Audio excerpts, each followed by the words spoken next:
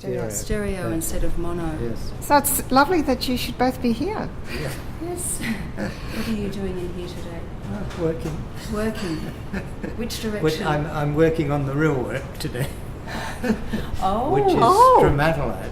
It's not the art type. Now that's a very disruptive comment. Yes. The real work. No. Well, We my real work, shall I say? Do Not your real work. I always feel a little bit invidious when I'm doing art type stuff, which I love. What does invidious Yes, mean? what does invidious mean? Well, awkward, conflicted, because what I should be doing is science, you know. We were just having a conversation about that in the cafe earlier, about how when we're in one place, we're thinking of I should be in the other place. Yes. And how that's a constant internal dialogue. It's completely wrong, but yes, that's how you feel. Yeah. But you know how important the arts are. Yes, of course. Of course. But we can't be simultaneously in both spaces. But can we? We can flip. It's difficult. But we can apply the knowledge that we get, or the way our brains work, or the way we interpret the world scientifically and artistically in the one. They can come together in the one. Yes, I think so. I think they're mutually beneficial. Yep.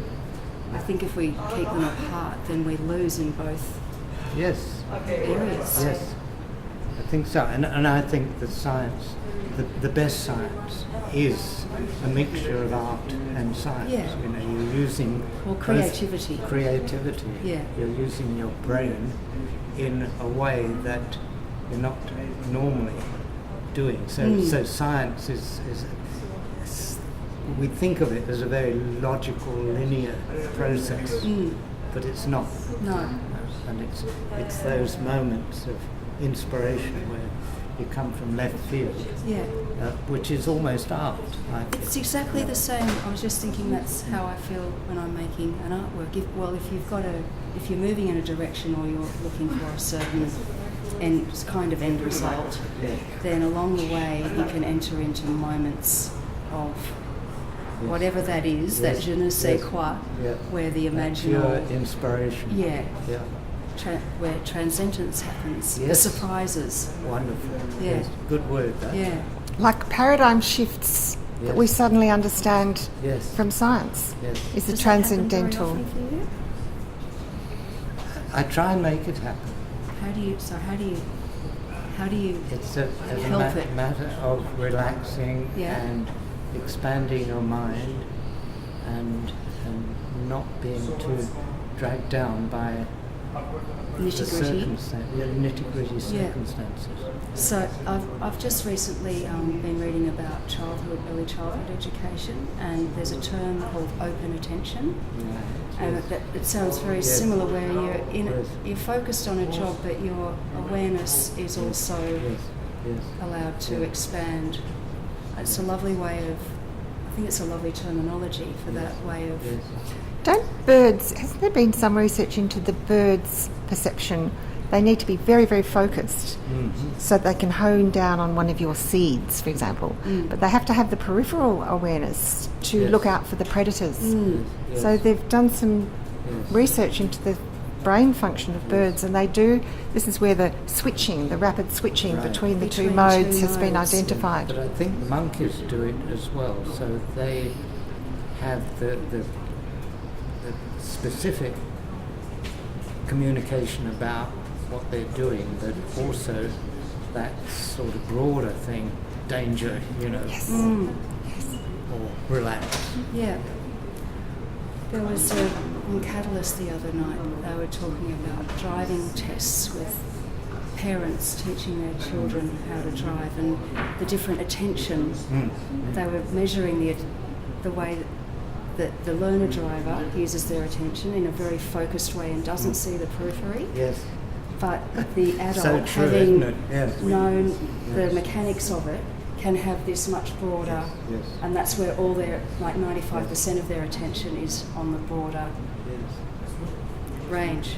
So yeah, all these similarities. Yeah. Well, We're monkeys, really, aren't we? But we haven't really got into that subject matter of how you relax and how you use your brain and what's the best way to use your brain, I think. Do you think there's any one best, or do you think it's an individual matter? I think there'll be whole programs, whole suites of approaches, but everybody is individual, of course. But yeah, there'll be commonalities. Yeah. It's just ways of achieving that. Yeah. So we need lots of environments created to enable that to happen. Yeah. Yeah. Yep. And do you think science has much to offer in that regard, in identifying? Science? Yes, in identifying those environments? I don't think science. I think it's a whole process of education. I think science is just one of those areas that, along with all the other ones, where this, as you say, the same commonalities will apply, and we are not good at that at the moment. Not in yet. science, you mean, or as a culture? As a culture. Yeah. Because when you're talking, then I'm thinking, well, that's architecture and urban planning and interior design and all of those things All coming of into those play. Yep. Yeah. All going to benefit by what we do. Yeah. Anyway, I've got to go. Thank you. Thank you. For having a chat. Yes, that's great. Thank you. Lovely to see you It was a again. nice confluence, wasn't It it? was brilliant. Do you like my candid camera approach? Yes. You see, candid camera and Norman Gunston are my greatest influences in all of